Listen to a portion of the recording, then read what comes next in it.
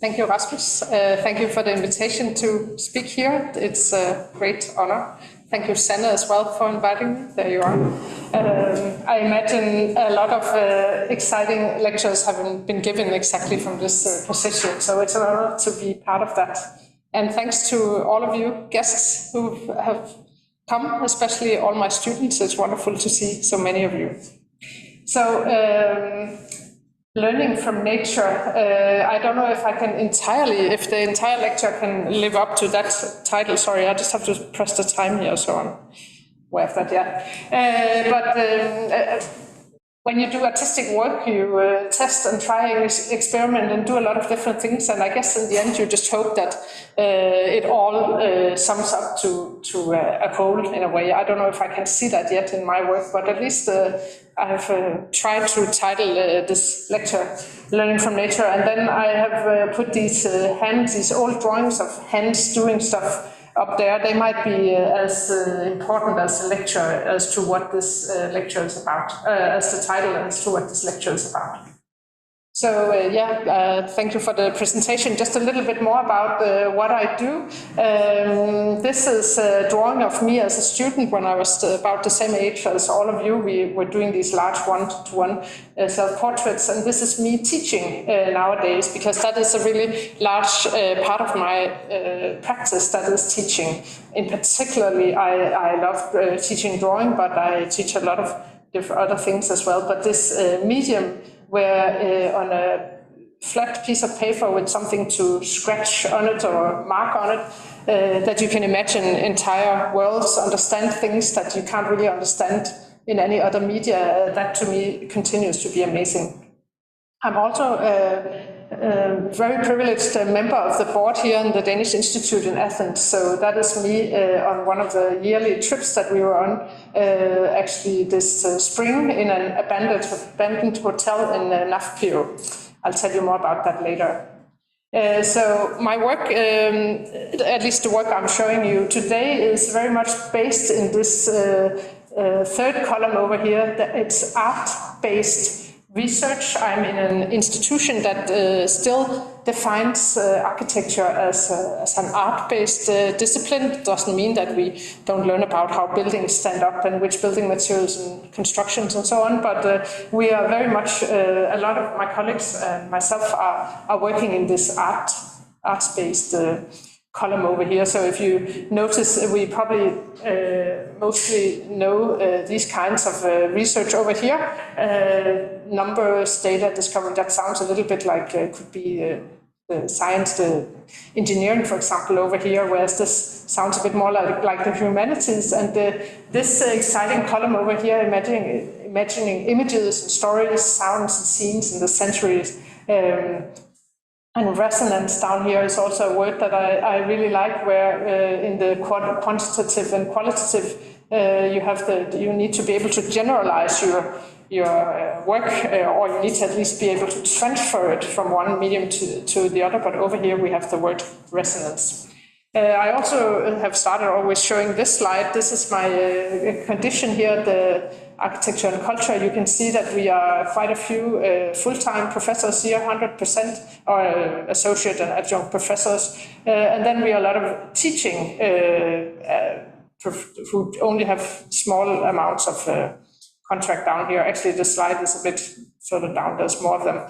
But there's one significant thing, is that I'm the only female up here. You can see all the other ones are male, whatever that means for my work. I'll let you judge, or I don't know, I don't have one set answer to that, but it's become very important to me to show this, to show that I'm in this kind of environment working. Yeah, as I said, teaching and thinking about, I always teach first year. I enjoy it the most to teach the grand opening of the gates into the field of architecture. So I think a lot about what is architecture. And Vitruvius famously said this, that the ideal man should be a man of letters. It sounds a little bit like the Renaissance figure, as we later defined it. Somebody who knows a little bit of mathematics and something about law and music and medicine and whatnot. this would be the ideal architect, and certainly a man as well.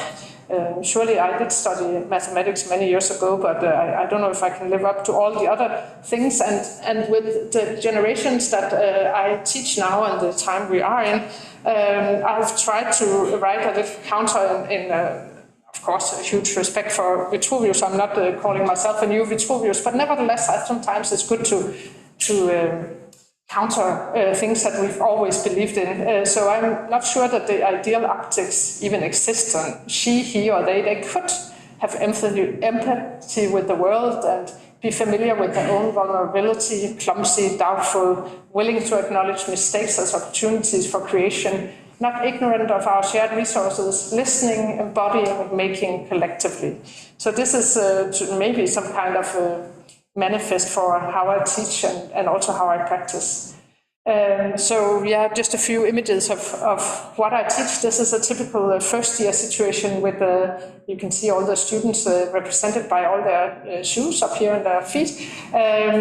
Such a group of, I don't know how many there is here, maybe like 30 or 40 students who each make one piece that they have. They've been in a cemetery, in this case in Italy now.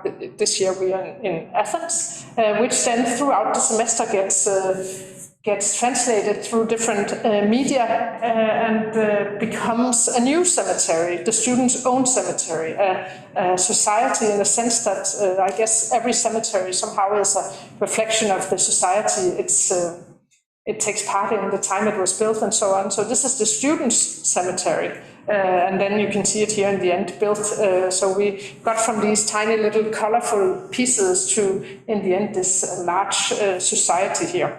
Here's another example from students, just to show you. This is a student drawing her childhood memory in plan and section as the classical traditional tools in architecture, and I am really fond of this drawing. It somehow talks so much about the time we live in, the scale, the fact that all architects are not men anymore, and yeah, there's a lot to say about that drawing. This is a house, just a model from another project for sex workers that was given, or that she answered to an assignment. This is a drawing of the ghost of the Danish colonial history, somehow suspended like some gigantic bat in here in a warehouse in Copenhagen that was highly not influenced, but even infiltrated, or a big deal, a big part of Danish colonial history.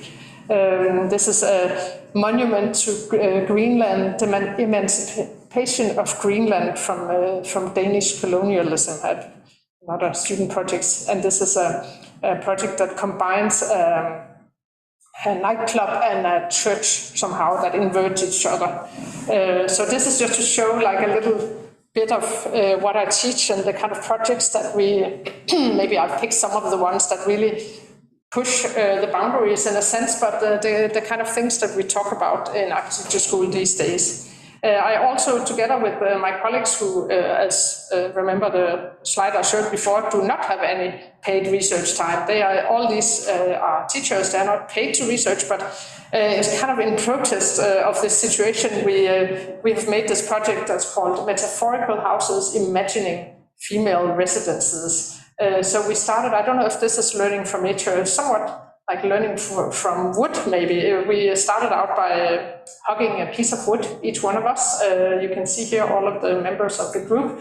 We also started looking a little bit of how sometimes the female values somehow have been integrated into cultural history. And then we took all that wood and built all these models that each one of them represent values that have often been designated or defined as female values, such as the hysteric woman, or the mother, or the muse, or different kinds of values. You see them. But on to the lecture, the stuff that I've promised to talk to you about, biomimesis, which directly means mimesis means to imitate life, the practice of mimicking biological processes, forms, or systems, especially in the fields like architecture and design.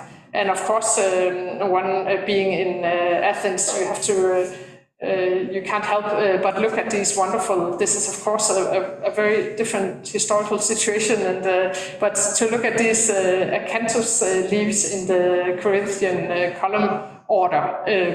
And to me it's, which back then, now the archaeologists might correct me, but as I understand it, sort of was a celebration of nature, life, and growth, to incorporate these things into the architecture. Nature seen as a symbol of fertility, abundance, and renewal sometimes.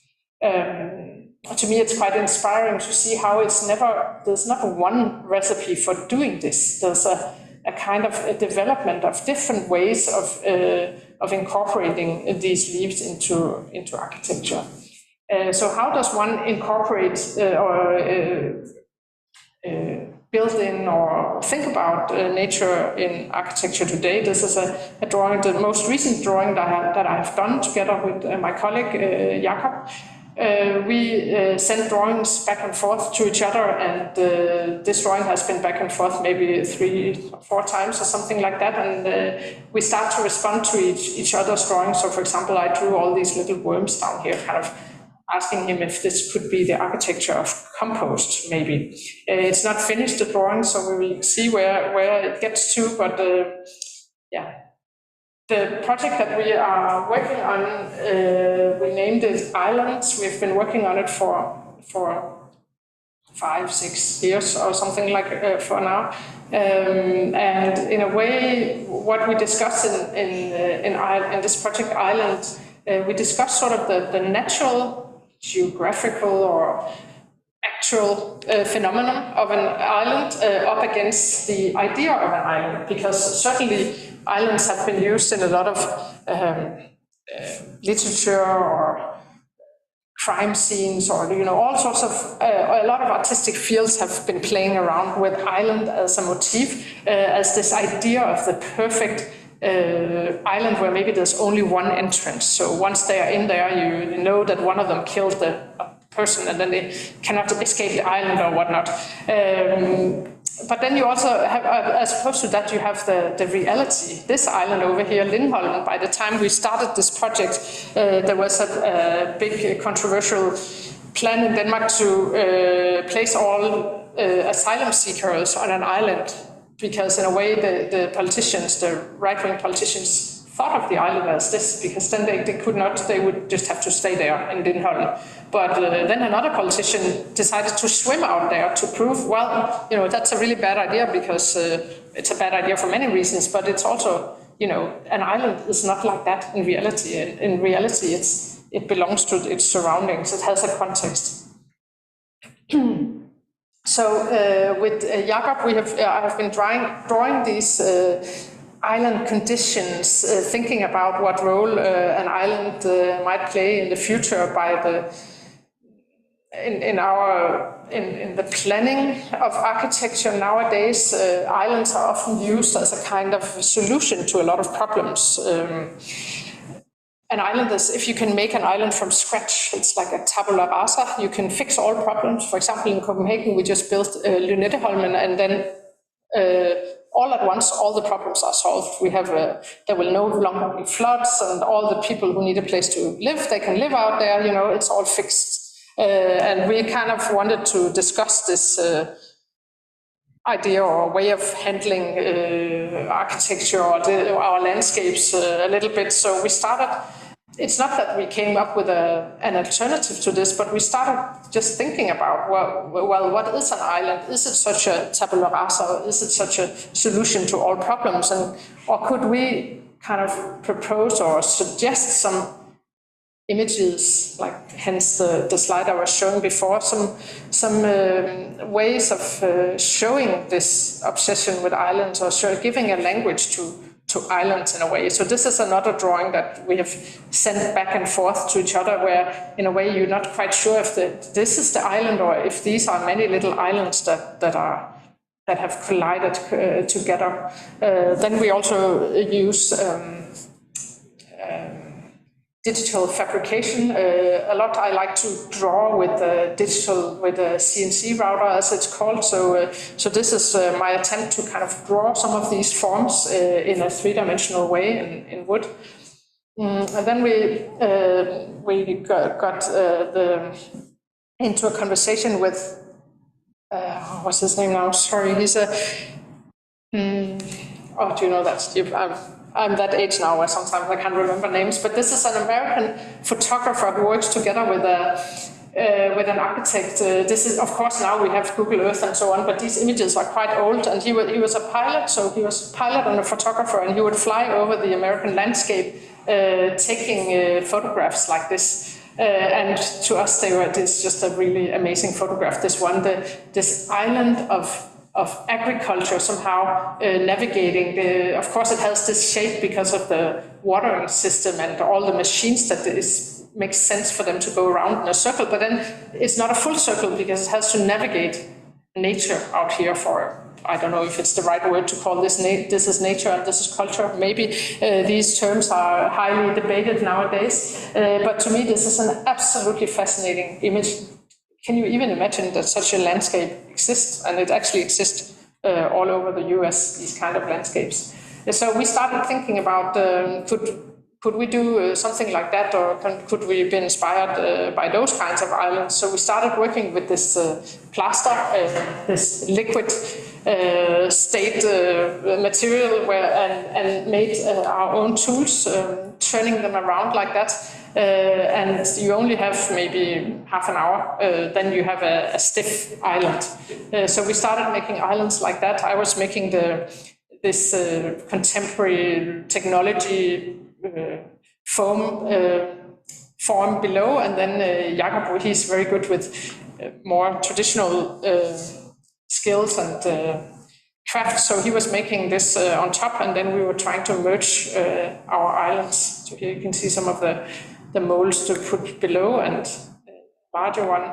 And then in the end, it became an island in an exhibition where you can see the plaster form up here, but then you can also see this kind of strange underworld that was created under it, that we were really unsure of how to present this. But in the end, even though we thought it was really tacky, we need that mirror. We need to go out and buy a circular map. At that time, it was very fashionable by young teenage girls to have circular mirrors, apparently. So Jakob's daughter, she really wanted that mirror afterwards. But so we put a mirror there, and you can see this language, or this underworld of the island, the other world below. This is a picture taken into that mirror. There's some strange, could this be a natural phenomena? Sometimes we call our work also, if we write a text, it's called, could this happen in nature? That there was someone a colleague writing to us that this looks a bit like these caves in Turkey, in the central Turkey, but actually it is just a plaster model. Again, more drawings discussing what an island is, how you settle on an island. And then we somehow got a little bit, the artistic process is always kind of moving ahead, and we got tired of this big chunky thing, so we cut it in two and started and piled it up on top of each other like that instead. And then we had a different kind of space and a different kind of to photograph, more of the CNC drawings. Here you can see the development from an archipelago out here. Maybe at that time these were all the islands we had been drawing or designing or imagining, or what you might call it. And then I zoomed in on one of the islands. I think which one is it? Is that one up here that I zoom closer and make another model of it, and then I zoom even closer in and starting to imagine that within some of these forms that there's other little islands or other little conditions in there. Drawing this kind of archipelago, as some of my students will know, a lot. For me, the artistic process is a lot about translating. From when you translate from one media to another, all of a sudden, or that is what moves the project forward often. It's not like that you get another brilliant idea or you have to think a lot about it. You just have to try in a different media, go from this to this, and all of a sudden you can ask new questions, or people can look at your work in a different way. Another island drawing. We also started thinking about what it might look like, this landscape, if it was in an urban condition, if it started to become infrastructure, perhaps some of these forms that we were making, little towers.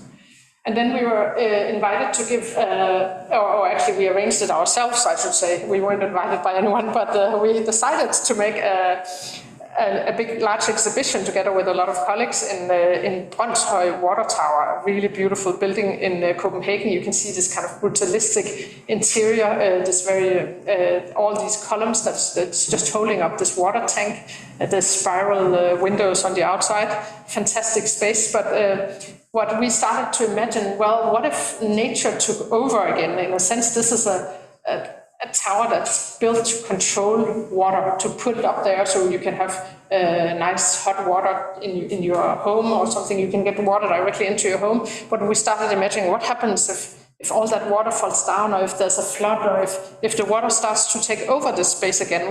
How does the architecture start to disintegrate in a future where we can no longer really control the weather, if we ever could, but certainly where, as we know, the weather has moved far beyond. And this kind of takes me a little side story now to that hotel that I showed you in the beginning. This is part of there was an initiative called the Senior Hotel Project all over Greece in the 60s and 70s, where the government were building all these fancy hotels all over Greece because they wanted more tourists to come. So in this town here in Nafplio, you see up here on this is the old beautiful town, and then up here on a really spectacular site, they built this modernistic hotel, super fancy, but also in a way as kind of simple architecture, just some slabs and some columns, but this fantastic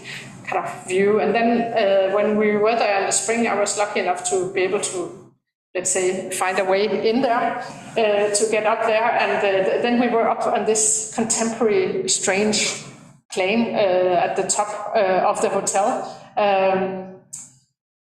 thinking about what is this plane, this perfect floating plane above the Mediterranean, and now today it looks like that. And inside you can see this is some photographs of what it looked once with these super elegant materials, and they were supposed to attract tourists from all over the world, or maybe especially from the rest of Europe back in those days. See all the exclusive materials, and this is what it looks like today. And here's a picture also from that time, perfect lush green lawns here, and modern, you can recognize the modern architecture language here, and this is what it looks like today. And those are the interior. This is a typical room in this hotel. I think they got some Danish furniture, or at least something that, I don't know if it is, I haven't read so much into it yet, but whether it is actually Danish designer furniture, but it certainly has that feel to it, right? But here are all the rooms, you can see they were here along all these columns. So why did I go to that project from the Brønshøj Water Tower? I'm kind of... I think it could be, or it is already becoming a new project for me to think about what do you do with such a project today? Is artistic research actually maybe a tool to help us imagine what to do with such a concrete structure, standing there in the most attractive site of the entire city, and we don't really want tourists anymore. Certainly in Copenhagen we are really tired of tourists, and I'm sure in Greece it's also getting to that limit where you can't really have any more tourists. So do we need to revive this as a hotel, or what can it become? And is there a language in architecture that might start talking about what it could become then? So here's the plan, the original plan from then. You can see how interesting the nature was thought in as these kind of controlled environment, where you see exactly where, and here this echoes the waves in the Mediterranean outside, and the nature is kind of put into this grid. But today, of course, nature is all over, is kind of taking over. This is a drawing that I only just started, but I'm starting to draw in what it actually is today, this place. I've only started a little bit, you can see, but maybe from this new ideas of community or tourism or something like that could grow. It's a little bit, it reminded me of the drawing that I did of Brønshøj Vandtårn water tower. That's why I brought it up again. So back to Brønshøj water tower, I'm just going to show you a few pictures of the exhibition out there. And then I'm going to go fast through some, I just have to look at the time here, go fast through some drawings that is also part of this project, done for a project in Montreal, where drawings start like this. These drawings, in a sense, maybe have this kind of resonance between two people who start drawing and then the other person takes over. And in the end, the drawing becomes something. In this case, we called it fortifications. This one we call cultivation fields, where the Jakob have started these drawings and then I continue to draw on them. And then for us, it's interesting as when you start naming things, all of a sudden they become something. Seaweed farms. And in the end, maybe they become the entire island. Maybe such an island can be imagined just by collaborating.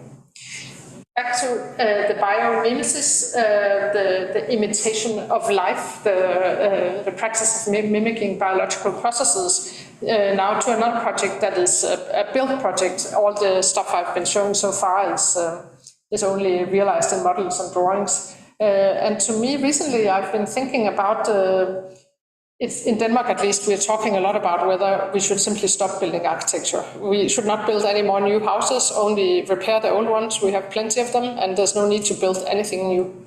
And who couldn't agree with that? I mean, think about all the resources we use for these terrible many buildings we built and so on.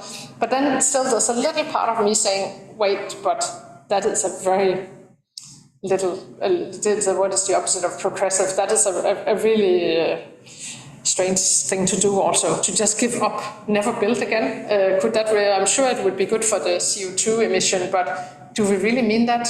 Could there be alternatives to never building again? And this project that I've been doing together with an artist and an engineer for many years, I think it's 12, 15 years now, learning from nature, indeed is perhaps an equal desire to build sustainably or to care for the resources we have, but without giving up building. So we've been completely obsessed with the sea urchin shell for many years now, because the sea urchin, as you might know, this shell is very thin. It's a little bit like an eggshell. It's as long as it's complete, it's really strong, actually, an egg, if you try to squeeze it like that, if you hold it all the way around it. And it contains a huge amount of space compared to how thin it is. Of course, if it breaks, then it's not so strong anymore.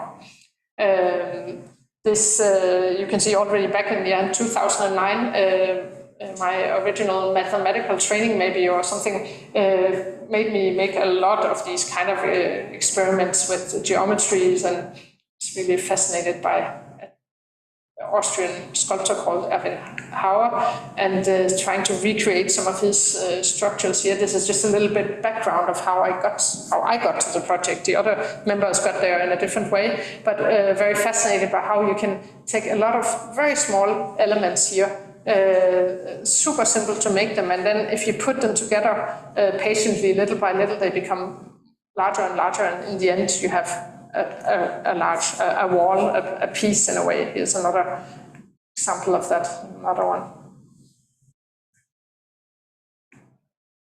But then I met these two, the engineer and the artist, the designer, and we became aware of Tua Vester's work. Tua Vester was an engineer who was also at the Royal Danish Academy, and he made this fantastic book that I can recommend all of you to read, all of you students, The Structural Order in Space, the Place Lattice Dualism. Tua Vester pointed to the fact that there are two ways of creating double curved surfaces in the physical world. One is where you make a triangulated surface like this, and the structural purposes of this makes it strong, but it has to be like a lattice work like that, and then if you want to make it into a building, then you can put plates on the outside. And almost all double curved architecture today in the world is built with this technique. But he pointed out that there's also a plate, you can also build plate structures where all the plates do the work. You don't need to have a lattice underneath this. The plates just have to have certain geometric conditions, and then you can make shells like that, just like the sea urchin. These are slides from his book where he has been speaking to biologists, looking very close up at how a sea urchin connects its plates together. For example, here or over here, it looks a bit like a zipper in a way, how it creates its structural connections. Tua Wester never built very much. He made some pavilions or structures, but you can see they're all made of these plates. There's a big hole in the plate, but it's still a plate, and the condition that it needs to have is that all the plates need to meet in a Y, so 3 plates need to come together like that in a Y. So we started thinking there must be ways that we can build some of this stuff, and we must we want to go further into it, also on an aesthetic level. So of course, we always do that, I always do that, build a lot of models starting to explore what can you do with this on an aesthetic level. How could you start making windows and houses like that? Could you make a spiral here form, or could you make something that's more similar to a sea urchin, or how could you live? How could you do that? But I guess the very fundamental question is in this very naive slide. I always tell my students to make naive diagrams. So in a way, this nature over here, the sea urchin shell, you can see it's a particular well-kept sea urchin. Petrified sea urchin, where you can see the hexagons here, right? Isn't that amazing? This was hidden in the ground for, I don't know, millions of years, right? I forget how old they are, these. Yet you can read a structural principle right there, or at least a geometrical principle. And here you have the sea urchin shell, and then you have this question, could you live in a sea urchin? For me, I mean, naive as it is, it has been driving my work ahead, I guess, for 12 years or something. So we started also playing with what can you go from the sea urchin, do all these different moves, and in the end, maybe you have a structure. Different ways of doing that, variations on how complicated can you make this while still maintaining this plate structure principle. And thinking about, what is nature? The sea urchin has a 5-fold symmetry, whereas in the built world, it's often better to have a equal number symmetry, equal number arms, so to speak. So some of the things are the same, and some of the things are not the same. And then we started building, so we got a very small CNC router in our office back then and built all these little plates and started putting it together and researching the materials. What can polycarbonate do, and how can we do all this, and meanwhile maintaining this kind of strange vision of can you live in a sea urchin shell. And we built this with the help of some young friends, and down in Krøyersplads, where there are a lot of buildings today. Then we started try to make one in wood as well, in plywood, seeing how that could work. And then we got this big commission in Bristol to build a rather large greenhouse over there. I think it's 70 square meters or something. And then it became a building, and we had to do structural tests where we just kind of hang ourselves and to see if it would work. And I remember it was nerve-wracking because I was doing all the drawings, and I just did them, and we sent them to the production, and then we showed up in Bristol, and there they were, and luckily they fit together. It was this amazing moment, I would say, because we weren't using any. Nowadays, you probably could use very fancy computer programs where we were literally just drawing one after the other. But there you go. We made this greenhouse, and it's still there today. It's a greenhouse for students with some kind of challenges, young students. And here is a drawing of all the pieces needed to build this project. Here it is. Here are some different structural details of how we do this, how can we mimic this. Remember the sea urchin who do this kind of zipper principle, but we haven't yet found a way that wouldn't be very complicated or expensive to do. So we have all these other kind of connection details for how you can put these plates together. Here's some research papers where I'm discussing the genealogy of different kinds of shell structures. So you probably know the beautiful from the 50s, these thin concrete shells, but then we are working with the fragmented shells because we think this is much more suited for our time, for the technology we have, and people can build these on their own. I'm just checking the time here. I think I should speed up a little bit. So these are some other diagrams of how this could be built. And then all of a sudden there was a marine biologist approaching us to ask if we could make a floating, an object that would be in equilibrium in Australia, in the ocean, just like that, and he would want to come dive in here and just sit in here. And this object, hence Archimedes, could just be floating there, not falling to the ground, but just be floating exactly. That sounded just like a dream job, and it also was a lot of fun.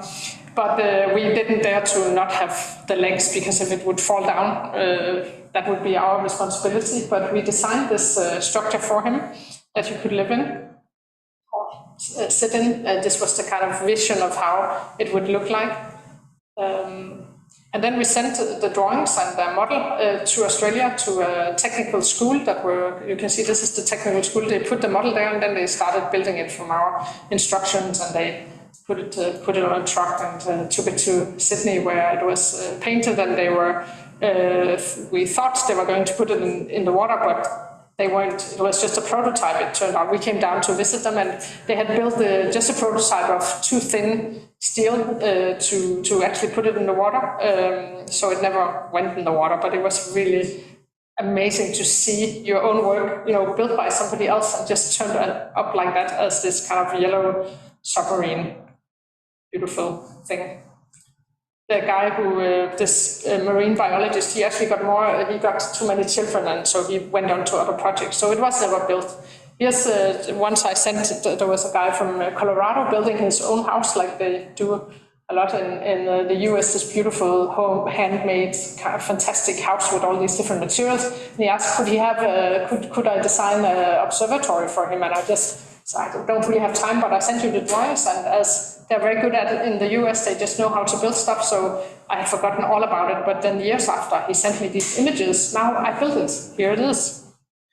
So sometimes generosity also can go a long way. Here's one built in London for the Chelsea flower market, I think it's called, last year.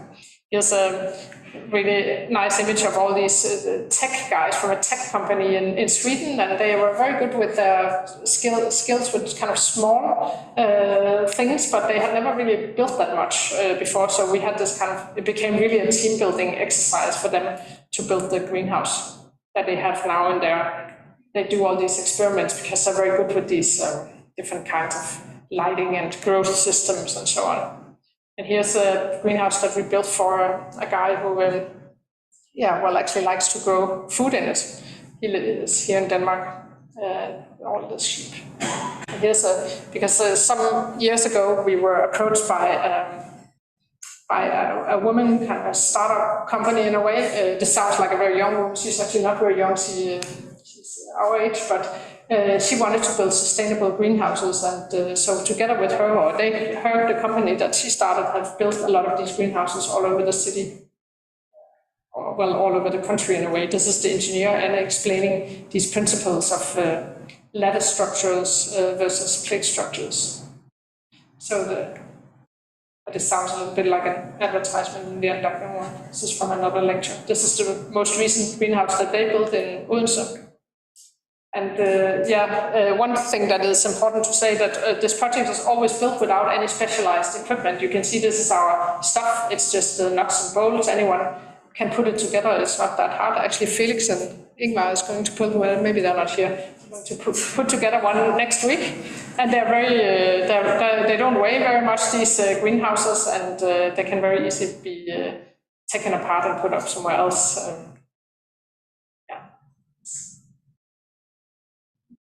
So this is the last big project we did. This should be a movie, but I can see it's not working, never mind. These are these shelters that we built for a site in Denmark. So you can see now in a way that sea urchins came home. This is an old sand quarry, do you call it that? Like a place where you dig sand.